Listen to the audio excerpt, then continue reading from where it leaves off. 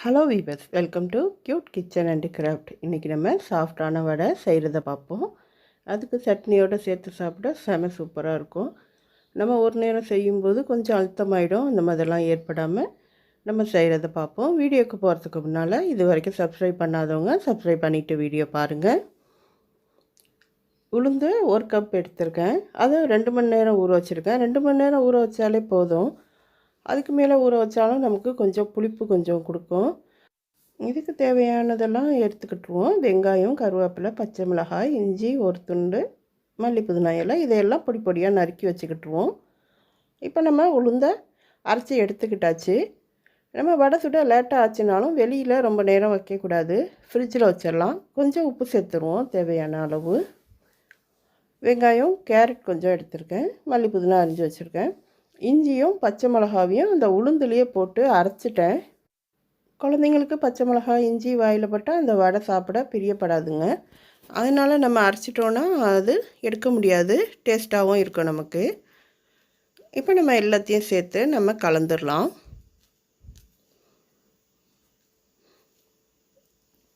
வெங்காயமும் போட்டு மல்லி புதினாவும் போட்டு நான் மிக்சிலேயே அரைச்சிடுவேன்.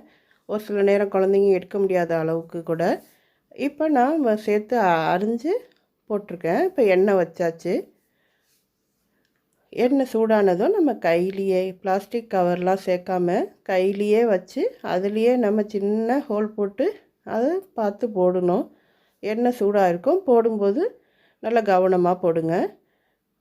கையில் கொஞ்சம் எண்ணெய் தடவிட்டு அடுத்தது உளுந்து மாவை நம்ம எடுத்து போட்டோன்னா நம்ம கையிலையும் ஒட்டாது, நல்லா பெர்ஃபெக்டாக வந்துடும். பேப்பரில் போடுறத விட பாலித்தீன் கவரில் போடுறத விட இப்படி நம்ம கையால் போட்டோன்னா நல்லா சாஃப்டாக இருக்கும்.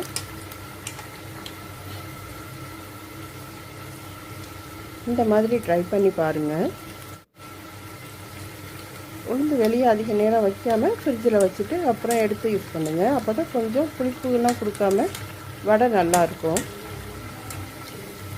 இப்போ நம்ம திருப்பி போட்டு நல்லா வேக வச்சாச்சு.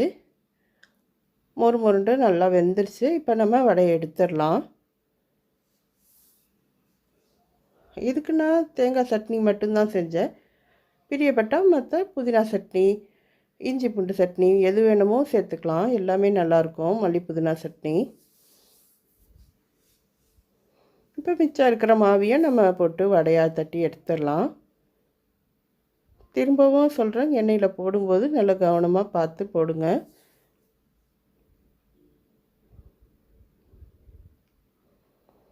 எல்லாத்தையும் நம்ம போட்டு நல்லா வேக வச்சுட்டு நல்லா மொறுமொறுப்பு தன்மை கொடுத்த பிறகு நம்ம எடுத்துடலாம்.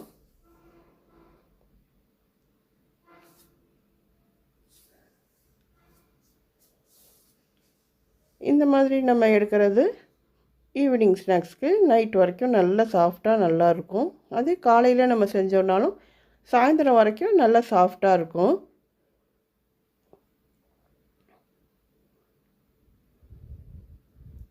திடீர்னு நமக்கு ஈவினிங் ஸ்நாக்ஸ் வேணும்னா 2 மணி நேரம் ஊற வச்சுட்டு டீ போடுற நேரத்துக்குள்ளே இந்த வடையை செஞ்சிடலாம்.